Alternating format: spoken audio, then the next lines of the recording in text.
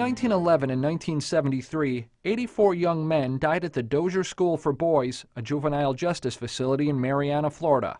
But now only 31 crosses dot the historic Boot Hill Cemetery, where some of their bodies rest. What's sort of unknown is whether those crosses really correspond to actual graves and what the real perimeter of the cemetery is. A USF research team is working to get those answers. We look for historical documentation and records.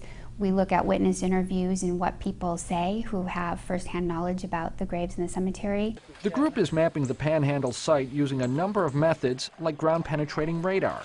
It basically sends a radar pulse into the ground and gives us a picture, or at least an impression, of what's below the surface. The slow process looks for anomalies. If it's a very dense object, it shows up very brightly. If it's a sort of dense area, it shows up less so. Once anomalies are identified, graduate students perform ground truthing, digging trenches to look for more clues. So the intention is to not disturb the actual burial itself, but to look at the layers of soil above the grave and use that to indicate where the ground has been disturbed and where it's natural. Actual excavation would be up to the relatives of the deceased boys, but the researchers hope to at least play a part in solving this complicated puzzle.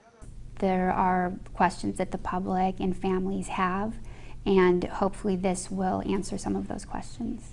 For University Beat, I'm Mark Schreiner.